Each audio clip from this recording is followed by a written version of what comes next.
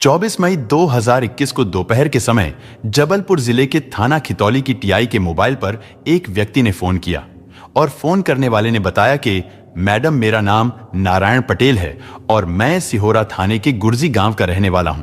मेरे पिता प्रेम नारायण पटेल के मोबाइल पर किसी अनजान व्यक्ति ने सूचना दी है कि पान उमरिया रोड के किनारे मेरे छोटे भाई की मोटरसाइकिल खड़ी है और उसके थोड़ी ही दूर पर किसी की लाश भी पड़ी है, जिससे बहुत दुर्गंध आ रही है। मुझे बहुत डर लग रहा है मैडम, क्योंकि मेरा छोटा भाई सोनू 16 मई से लापता है। टीआई ने कहा, तुम डरो मत, तुम हरगढ़ जंगल में पहुंचो और मैं भी 1 घंटे में पहुंच रही हूं।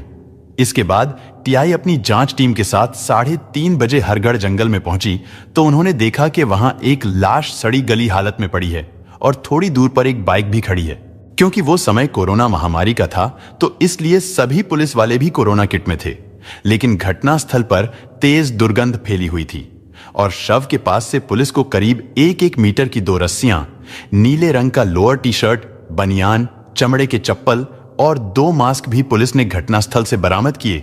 जांच पड़ताल अभी चल ही रही थी कि तभी नारायण भी भागता हुआ वहां आ गया। उसने अपनी मोटरसाइकिल भी पहचान ली, लेकिन शव बुरी तरह से सड़ गल चुका था, इसलिए चेहरा बिल्कुल भी पहचान में नहीं आ रहा था। और उस शव के पास में एक भारी पत्थर भी पड़ा हुआ था, लेकिन उस पर चिपकी हुई मिट्टी का सैंपल ले लिया गया और उस पत्थर के पास भी मक्खियां भिन्न भिना रही थी, जिससे पुलिस ने अनुमान यह लगाया कि इसी पत्थर से लाश के चेहरे को कुचला गया होगा। नारायण ने घटनास्थल से बरामद किए गए सामान में कपड़े और चप्पल के आधार पर चेहरा कुचले जाने के बावजूद भी लाश की पहचान कर ली, जो उसके छोटे भाई सोनू की ही थी। सोनू की कुछ दिन पहले ही शादी हुई थी और सारे कपड़े भी वही थे जो उसे शादी में मिले थे। यहां तक कि उन पर लगे हल्दी के दाग भी वैसे के वैसे ही थे। हालांकि दाग धब्बे काले जरूर हो गए थे, लेकिन फिर भी स्वस्तिक का निशान देखकर नारायण ने कपड़े सोनू के होने की पुष्टि की और थोड़ी देर बाद जबलपुर के एडिशनल एसपी शिवेश सिंह बघेल, एचडीपीओ श्रुत कीर्ति सोमवंशी और फॉरेंसिक टीम भी घटनास्थल पर पहुंच गई और वहां से बरामद सारी सामग्री को लेकर मेडिकल इंस्टीट्यूट भोपाल भेज दिए गए। इसके बाद शव को बड़ी मुश्किल से सील पैक करके पोस्टमार्टम के लिए भेज दिया गया। टीआई मशराम अपने साथ नारायण को लेकर थाने पहुंची। उन्होंने नारायण के घर वालों को भी थाने पर ही बुलवा लिया। पुलिस ने शुरुआती जांच की पूरी रिपोर्ट तैयार करके आगे की जांच और कार्रवाई के लिए फाइल तैयार की। हालांकि सोनू की गुमशुदगी की रिपोर्ट 17 मई 2021 को सिहोरा थाने में भी तुलसीदास के बड़े बेटे नारायण पटेल ने लिखवाई थी और उस रिपोर्ट के अनुसार सोनू 16 मई 2021 की सुबह 10 बजे घर से अपनी नवविवाहिता पत्नी का मोबाइल ठीक कराने का कहकर सिहोरा गया था, लेकिन उसके देर रात तक वापस नहीं लौटने पर रिश्तेदारों और दोस्तों को फोन करके पूछताछ की गई, लेकिन जब उसका कोई पता नहीं चला तो उसकी गुमशुदगी की रिपोर्ट दर्ज करा दी गई। सोनू की 4 दिन पहले ही यानी 12 मई 2021 को कटनी जिले में बहौरीबंद के बासन गांव की गायत्री के साथ शादी हुई थी, लेकिन इस बारे में जब पुलिस ने गायत्री से पूछताछ की तो गायत्री ने पुलिस को बताया कि पति सोनू के शाम तक वापस नहीं आने पर उसने अपने पति के मोबाइल पर फोन किया था, लेकिन उसका फोन आउट ऑफ कवरेज आ रहा था। गायत्री को लगा कि वो रात तक वापस आ जाएंगे, लेकिन वो वापस नहीं आए। सोनू के ना आने पर गायत्री का मन कई तरह की आशंकाओं में घिर गया। गायत्री ने पुलिस को बताया कि फिर अगले दिन की सुबह नारायण को सोनू की गुमशुदगी की रिपोर्ट लिखवाने के लिए उसी ने कहा था। यानी जांच और पूछताछ से अब यह तो साफ हो गया था कि बरामद किया गया शव सोनू का ही था और यह भी कि सोनू की हत्या की गई है। लेकिन अब सवाल यह था कि आखिर सोनू की हत्या क्यों और किसने की, और साथ ही जल्द से जल्द पुलिस को हत्यारे तक भी पहुंचना था। लेकिन जब 10 दिन बाद मेडिको लीगल इंस्टीट्यूट भोपाल की रिपोर्ट आई तो उस रिपोर्ट ने पुलिस को हैरत में डाल दिया, क्योंकि रिपोर्ट के अनुसार सोनू के गले पर पतली एक रस्सी भी लिपटी हुई थी जो अंदर की ओर ढंस गई थी और इसी के आधार पर रिपोर्ट में सोनू की मौत को पहले आत्महत्या कहा गया था, लेकिन साथ ही उसके दोनों हाथों की कलाइयां और पैरों को घुटने के ठीक ऊपर से रस्सियों से बांधने के निशान भी पाए गए थे और ये निशान सोनू की हत्या की ओर इशारा कर रहे थे। यानी इस हत्याकांड में 1 से अधिक व्यक्तियों के शामिल होने की आशंका थी, क्योंकि पुलिस का मानना यह था कि कोई एक व्यक्ति कैसे एक हष्ट पुष्ट नौजवान की रस्सी से गला घोंटकर हत्या कैसे कर सकता है। और किस तरह से उसने सोनू के हाथ पैर बांधे होंगे। और इस मामले को खितौली पुलिस थाने में 10 जून को दर्ज किया गया था। सिहोरा तहसील के एचडीपीओ श्रुतकीर्ति सोमनाथ सिंह ने इस केस को गंभीरता से लिया। उन्होंने सोनू के मोबाइल की कॉल डिटेल्स निकलवाई तो उसमें पता चला कि सोनू के मोबाइल नंबर से 16 मई को किसी मधु पटेल नाम की लड़की से कई बार बात हुई थी और सोनू के घर से निकलने के बाद इन दोनों के बीच बातचीत का समय करीब 10:30 बजे से 12 बजे के बीच का था। उसके अलावा सोनू की और किसी से कोई बात नहीं हुई थी और पोस्टमार्टम रिपोर्ट के मुताबिक सोनू की मौत दिन में करीब 2:30 बजे हो चुकी थी। इसके बाद सोनू के भाई नारायण और उसकी पत्नी गायत्री से मधु के बारे में अलग अलग पूछताछ की गई तो नारायण ने मधु के बारे में बताया कि वो उसकी बहन की ननद है और वो सिहोरा तहसील के ही मड़ई गांव में अपने माँ बाप और भाई बहनों के साथ रहती है। इसके बाद जब गायत्री से पूछताछ की गई तो उसने मधु के बारे में जो बताया उससे पुलिस को इस केस की गुत्थी को सुलझाने की एक कड़ी मिल गई। गायत्री ने बताया कि उसके पति सोनू और मधु के बीच प्रेम संबंध थे। हालांकि उसके पति सोनू ने उससे ये कहा था कि अब उसके और मधु के बीच संबंध खत्म हो चुके हैं और अब तो मधु की भी शादी तय हो चुकी है। लेकिन पुलिस बार बार गायत्री से सोनू के बारे में सवाल पूछ रही थी और पुलिस को यह लग रहा था कि शायद गायत्री कुछ छिपा रही है, लेकिन वो अपने दर्द को ज्यादा समय तक छिपा ना सकी। आखिरकार गायत्री ने पुलिस वालों से बोल ही दिया कि आखिर इसमें मेरी क्या गलती है। गायत्री ने पुलिस से कहा कि वो बेहद दुखी है। एक तरफ उसकी उजड़ी हुई जिंदगी है और दूसरी तरफ घर परिवार वाले उसे अब शगुन कुलक्ष्मी और ना जाने क्या क्या कहकर उसे ही दोषी ठहरा रहे हैं। गायत्री ने बताया कि उसने अपने पति को मोबाइल ठीक करवाने के लिए क्या कह दिया था जिसकी वजह से वो सबके निशाने पर आ गई है, जबकि सच तो यह था कि सोनू ने ही मोबाइल ठीक कराने की जिद की थी। लेकिन कुछ लोग तो गायत्री को भी पति की हत्या में शामिल बता रहे थे। गायत्री ने बहुत दुखी होकर पुलिस को बताया कि उसकी भावनाओं और उसके दुख को समझने वाला यहां कोई भी नहीं है। दरअसल गायत्री दुखी होने के साथ साथ दूसरी आशंका को लेकर भी परेशान हो गई थी, यानी उसके मन पर एक बोझ सा था और ये बोझ उसके मन पर सोनू ही लाद गया था। लेकिन अब गायत्री के लिए उस राज को छुपाए रखना मुश्किल हो रहा था जो राज सोनू ने उसे बताया था और जिसकी वजह से शादी के दूसरे दिन ही सोनू और गायत्री के बीच कहासुनी भी हो गई थी, क्योंकि उसने मधु के बारे में पूछ लिया था और जवाब में सोनू ने गुस्से में गायत्री से कहा था कि घर में आए अभी एक दिन भी नहीं हुआ और तुम जासूसी करने लगी हो। लेकिन गायत्री ने बड़ी सहजता से जवाब दिया था कि कुछ देर पहले मधु आई थी और वही सब कुछ बता कर गई है। सोनू ने कहा, तुमने उसे अपने पास आने क्यों दिया और उसने तुमसे क्या कहा है? गायत्री ने कहा, भला मैं उसे कैसे मना कर सकती हूं? वो तो आपकी बहन की ननद है और हमारी रिश्तेदार है। अगर मैं उसे अपने पास बैठने नहीं देती तो परिवार वाले क्या कहते? इसके बाद सोनू थोड़ा नरम पड़ गया था। सोनू ने पूछा, उसने तुमसे क्या कहा है? गायत्री ने उसे बताया कि मधु उसके साथ बहुत गुस्से के साथ पेश आई थी और उसने गुस्से में बातें करते हुए तुमसे प्रेम करने की बात भी कह डाली। और ये बात सुनकर सोनू दंग रह गया। गायत्री ने बताया कि मधु उसके साथ किस तरह झगड़ा करके धमकी देती हुई अपने घर गई है। उसने सोनू को यह भी बताया कि उसने तुम पर बेवफाई का आरोप लगाते हुए तुम्हें उसने धोखेबाज कहा था। मधु का कहना था कि सोनू ने उससे शादी का वादा करके वो उसके साथ संबंध बनाता रहा और फिर सोनू ने गायत्री से शादी कर ली। खैर, सोनू ने गायत्री पर गुस्सा होने और मामले को आगे बढ़ाने के बजाय उससे माफी मांग ली और मधु से तमाम संबंध तोड़ने का वादा भी किया। लेकिन बातों ही बातों में सोनू ने गायत्री को बताया कि अब वो मधु की ब्लैकमेलिंग का शिकार हो रहा है, क्योंकि उसकी कुछ चीजें मधु के पास है जिसकी वजह से मधु उसे ब्लैकमेल कर रही है। लेकिन गायत्री के बहुत पूछने पर भी सोनू ने उस ब्लैकमेलिंग के बारे में नहीं बताया। गायत्री ने पुलिस को बताया कि सोनू ने ये सारी बातें उसे अपने तक ही सीमित रखने को कहा था, लेकिन अब ये सारी बातें गायत्री ने पूछताछ के दौरान पुलिस को भी बता दी थीं और पुलिस के लिए गायत्री द्वारा सोनू के साथ मधु के प्रेम प्रसंग होने की जानकारी इस हत्या की गुत्थी सुलझाने में बहुत महत्वपूर्ण साबित हुई। हालांकि अभी तक तो गायत्री के हाथों में लगी मेहंदी का रंग भी फीका नहीं पड़ा था और उसकी मांग का सिंदूर उजड़ गया था। उसके लिए सुहाग का जोड़ा बस 4 दिन की चांदनी बनकर ही रह गया था। अपने पति को खो चुकी गायत्री अपनी पीड़ा और सोनू के परिजनों के तानों से बहुत तनाव में थी। इसके बाद पुलिस ने शक के आधार पर मधु पटेल को भी पूछताछ के लिए थाने में बुला लिया। इसके बाद मधु को महिला पुलिस ने पहले बातों से अपने जाल में फंसाया और फिर अलग अलग अंदाज से मधु से पूछताछ की, यानी तुम सोनू को कब से जानती हो? मधु ने जवाब दिया कि जब से उसकी बहन की शादी मेरे भाई से हुई है। पुलिस ने पूछा कि तुम सोनू से प्रेम करती हो? मधु ने कहा जी नहीं। पुलिस ने तुरंत अगला सवाल किया, लेकिन तुम तो सोनू से शादी करना चाहती थी। मधु ने कहा कि आपको यह किसने बताया कि मैं उससे शादी करना चाहती थी? पूछताछ करने वाली पुलिस अधिकारी ने कहा कि तुमने ही तो कहा है। और यह कहते हुए उसे पुलिस ने एक ऑडियो सुनाया।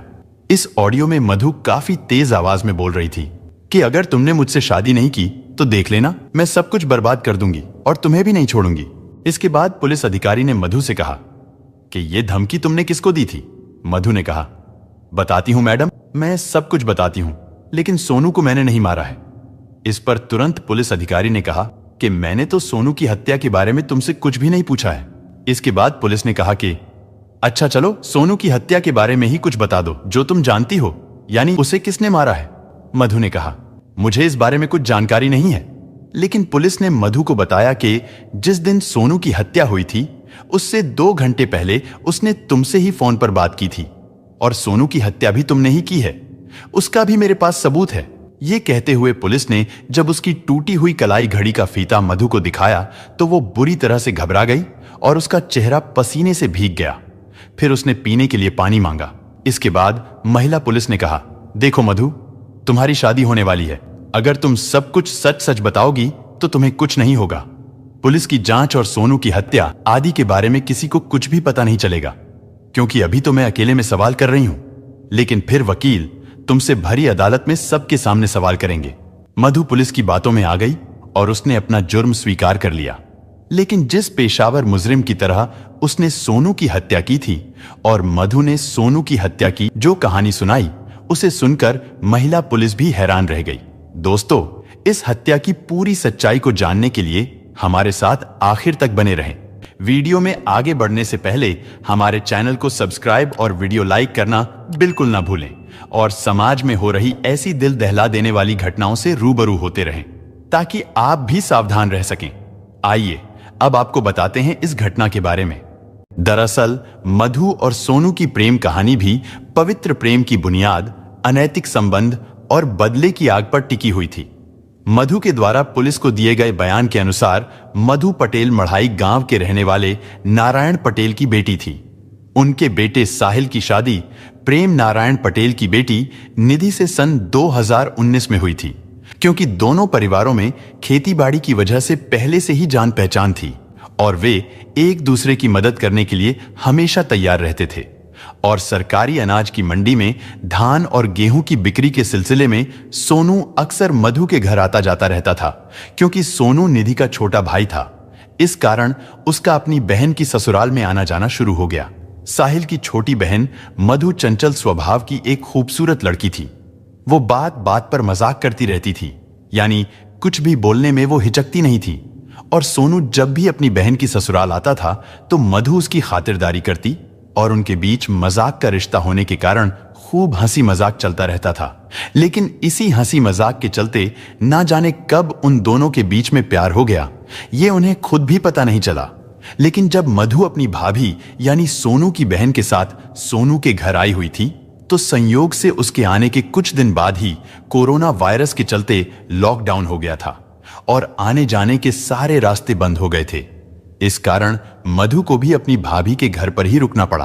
और इसी दौरान सोनू और मधु के बीच प्रेम प्रसंग और भी गहरा होता चला गया, क्योंकि उन पर घर के दूसरे लोगों की भी नजर रहती थी, जिस कारण वो दोनों अकेले में मिलने की तलाश में रहने लगे। और जब भी उन्हें मौका मिलता था वो दोनों खेतों की ओर निकल जाते या फिर पास के जंगल में चले जाते थे। एक दिन दोपहर का समय था। घर के सभी लोग किसी काम से पास के गांव में गए हुए थे और सोनू की बहन निधि खाना बनाने में लगी थी, तो सोनू और मधु कमरे में बैठकर टीवी देख रहे थे। उनके बीच हंसी मजाक भी चल रहा था। इतने में सोनू अचानक बोल पड़ा कि मधु, मैं तुमसे बहुत प्यार करता हूं। मधु ने कहा, मैं भी तुम्हें दिलोजान से चाहती हूं। इतना कहना था कि सोनू ने मधु को गले से लगा लिया और मधु भी खुद को रोक नहीं पाई। लेकिन तभी सोनू की बहन ने सोनू को आवाज लगाई कि देखना बाहर दरवाजे पर कौन है। इसके बाद सोनू की बहन ने कहा कि मेरे नहाने के लिए बाथरूम में पानी भी रख देना। सोनू अपनी बहन को हाँ कहते हुए चला गया और मधु उसके ख्यालों में खो गई। लेकिन कहते हैं ना कि प्यार छिपाने से भी नहीं छिपता है। सोनू और मधु के साथ भी यही हुआ। उनके प्रेम प्रसंग की भनक निधि को लगी तो उसने दोनों को शादी करने से मना कर दिया और साफ साफ कह दिया कि ऐसा नहीं हो सकता, क्योंकि इससे दो परिवारों की इज्जत समाज में खराब हो जाएगी और भविष्य में दोनों परिवार के बीच कलह हो सकता है और इससे मेरी शादीशुदा जिंदगी भी प्रभावित हो जाएगी। और धीरे धीरे उनके प्रेम संबंधों के बारे में परिवार के सभी लोगों को पता चल गया। इसके बाद निधि तुरंत मधु को लेकर अपनी ससुराल चली गई और बदनामी के डर से सोनू और मधु के मिलने पर भी रोक लगा दी गई। लेकिन जब प्यार पर पहरा बढ़ने लगा तो इन दोनों ने मोबाइल फोन पर वीडियो कॉल को अपने प्यार के इजहार का जरिया बना लिया। दूसरी तरफ दोनों के परिवार वाले उनकी अलग अलग जगह शादी करने की कोशिश में लग गए और जल्द ही मधु का रिश्ता पाटी गांव के विजय पटेल के साथ तय हो गया। उसकी सगाई भी कर दी गई। मधु की सगाई की रस्म होते ही सोनू भी रंग बदलने लगा। वो मधु से मिलना तो दूर, अब उससे बात करने से भी कतराने लगा। हालांकि उसकी शादी भी कटनी जिले के गांव बासना की रहने वाली गायत्री पटेल से तय हो गई थी और इसी वजह से मधु सोनू से शादी को लेकर किए गए वादे को परेशान रहने लगी।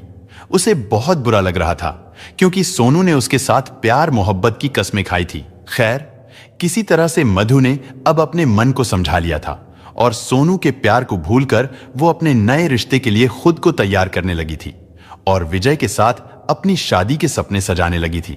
लेकिन मधु के लिए सोनू को भूलना इतना आसान नहीं था, क्योंकि सोनू के साथ की गई बातें और वीडियो कॉलिंग में की गई ख्वाहिशें उसे रह रहकर याद आती रहती थीं।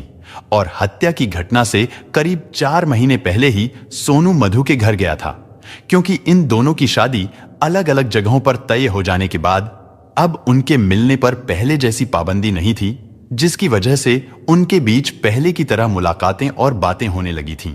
लेकिन दूसरी जगह सगाई हो जाने के बाद भी एक दिन सोनू ने मौके का फायदा उठाकर मधु के साथ एक बार फिर शारीरिक संबंध बना लिए। और इतना ही नहीं, बल्कि सोनू ने मधु का अश्लील वीडियो भी बना लिया, जिसे सोनू ने बाद में मधु के व्हाट्सएप पर भेज दिया। मधु सोनू की इस हरकत से परेशान रहने लगी थी। मधु ने वीडियो हमेशा के लिए डिलीट करने के लिए सोनू की बहुत मिन्नतें की, लेकिन सोनू के दिमाग में तो कुछ और ही चल रहा था। सोनू ने उस वीडियो को मधु को ब्लैकमेल करने का जरिया बना लिया था। मधु बार बार उसे समझाती थी कि उसकी शादी होने वाली है, इसलिए ऐसा ना करे, और वो सोनू को उसकी शादी तय होने का भी हवाला देती थी। वो सोनू से कहती थी कि क्यों ना हम सब कुछ भुलाकर अपने अपने नए जीवन की शुरुआत करें। उसके जवाब में सोनू वीडियो वायरल करने की धमकी देने लगा और ये सब ऐसे ही चलता रहा और फिर सोनू की शादी 12 मई 2021 को हो गई। लेकिन दोबारा लॉकडाउन लगने की वजह से मधु की शादी की तारीख पक्की नहीं हो पाई थी। इसके बाद सोनू ने मधु से मिलने के लिए 15 मई को यानी अपनी शादी के 3 दिन बाद लगातार कई फोन किए। उसने फोन पर मधु से कहा कि तुम्हारी तो अब शादी होने वाली है, इसलिए आखिरी बार मेरे साथ संबंध बना लो। मधु ने कहा, ठीक है, मैं तुम्हारे साथ आखिरी बार संबंध तो बना लूंगी, लेकिन सब कुछ मेरे कहे अनुसार करना होगा और उसके लिए जगह भी मैं ही तय करूंगी। सोनू ने पूछा कि कौन सी जगह और कैसा तरीका। मधु ने कहा कि वो सब मैं तुम्हें 16 तारीख को बताऊंगी, क्योंकि मैं चाहती हूं कि हमारी आखिरी मुलाकात यादगार बने। इसलिए तुम दिन में 10:30 बजे फोन करना, मैं मिलने की जगह बता दूंगी, लेकिन तुम्हें मेरे कहे अनुसार संबंध बनाने होंगे और जैसा जैसा मैं कहूंगी तुम्हें वैसा ही करना होगा। और सबसे पहले मेरे सामने ही मेरे सभी अश्लील वीडियो डिलीट करने होंगे। मधु की बातें सुनकर सोनू रोमांचित हो गया तो उसने तुरंत हाँ कह दी और अगले दिन यानी 16 मई 2021 को ठीक 10 बजे सोनू अपने पिता की मोटरसाइकिल लेकर मधु द्वारा बताई जगह सिंधम मंदिर के पास पहुंच गया। वहां पहुंचकर उसने मधु को फोन किया। कई बार कॉल करने पर भी मधु ने कॉल रिसीव नहीं की तो सोनू परेशान हो गया। उसने फिर से कॉल की तो इस बार मधु ने कॉल रिसीव करते हुए कहा कि मैं 10 मिनट में पहुंचने वाली हूं। थोड़ी देर बाद मधु अपनी बुआ की बेटी निमिषा के साथ वहां पहुंच गई। सोनू ने पूछा, अब कहां चलना है? मधु ने कहा, वहीं जहां पहले भी कई बार मिलते रहे हैं, यानी हरगढ़ जंगल में चलना है। इसके बाद वो तीनों मोटरसाइकिल पर आधे घंटे में हरगढ़ जंगल के पास पहुंच गए। सोनू ने अपनी मोटरसाइकिल सड़क के किनारे खड़ी कर दी और निमिषा को वहीं रुकने के लिए कहा। इसके बाद सोनू मधु के साथ अंदर जंगल में चला गया। फिर एक झाड़ी के बीच थोड़ी सी जगह पर दोनों बैठ गए। मधु ने अपने हैंडबैग में रखा हुआ स्टॉल निकालकर बिछा दिया, जिस पर बैठकर वो अक्सर रोमांटिक बातें किया करते थे। इसके बाद सोनू उस स्टॉल पर लेट गया तो मधु ने रोमांटिक अंदाज में कहा, आज मैं तुम्हारे हाथ पैरों को रस्सी से बांधूंगी और आंखों पर भी पट्टी बांधूंगी। उसके बाद हम संबंध बनाएंगे। ये सुनकर सोनू को थोड़ा अजीब तो लगा, लेकिन वासना की आग में जलता हुआ सोनू मधु के कहने पर पेट के बल लेट गया। इसके बाद मधु ने रस्सी से सोनू के हाथ और पैर बांध दिए और सोनू के लेटते ही मधु उसकी पीठ पर सवार हो गई और पास में पड़ा एक वजनी पत्थर उठाकर सोनू के सिर पर मार दिया। और जब तक सोनू कुछ समझ पाता, इससे पहले मधु ने पत्थर से ताबड़तोड़ कई वार कर दिए। हाथ पैर बंधे होने और आंखों पर पट्टी बंधी होने के कारण सोनू अपना बचाव नहीं कर सका। इसके बाद मधु ने उसके गले को एक रस्सी से घोंट दिया और कुछ ही समय में सोनू की मृत्यु हो गई। इसके बाद मधु ने सोनू की आंखों से पट्टी खोल दी, हाथ और पैरों की रस्सियां भी खोल दी, लेकिन गले की रस्सी लिपटी हुई छोड़ दी और नीचे बिछाया हुआ स्टॉल निकालकर अपने बैग में रख लिया। फिर उसने पत्थर से उसके चेहरे पर जोर से कई वार किए। इसके बाद घर पहुंचकर मधु ने सोनू का मोबाइल, अपना स्टॉल, एटीएम कार्ड और रुमाल को जलाकर कचरे के साथ घर के बाहर फेंक दिया था। अपने इस जुर्म को कबूलने के बाद मधु ने पुलिस को बताया कि वो सोनू द्वारा बनाई गई उसकी अश्लील वीडियो को लेकर बहुत परेशान थी और उससे छुटकारा पाने का बस एक यही तरीका उसके दिमाग में आया कि सोनू को हमेशा के लिए मौत की नींद सुला दिया जाए। इसके बाद मधु पटेल को सोनू की हत्या के आरोप में आईपीसी की धारा 302 और 201 लगाकर पुलिस ने मधु को कोर्ट में पेश किया और निमिषा को भी साक्ष्य छिपाने के जुर्म में आईपीसी की धारा 201 लगाकर उसे बाल कारागार गृह शहडोल भेज दिया गया और मधु पटेल को महिला जेल जबलपुर भेज दिया गया। दोस्तों, इस घटना को सुनाने का उद्देश्य किसी का दिल दुखाना नहीं है, किसी को परेशान करना नहीं, बल्कि आपको जागरूक करना है, आपको सचेत करना है। दोस्तों, इस पूरी घटना के बारे में आपकी क्या राय है, कमेंट बॉक्स में जरूर बताएं। और अगर हमारी मेहनत पसंद आई हो तो इस वीडियो को लाइक करते हुए शेयर भी करें। अगर आपने अब तक चैनल को सब्सक्राइब नहीं किया है तो हमारे चैनल को सब्सक्राइब कर लीजिए। धन्यवाद।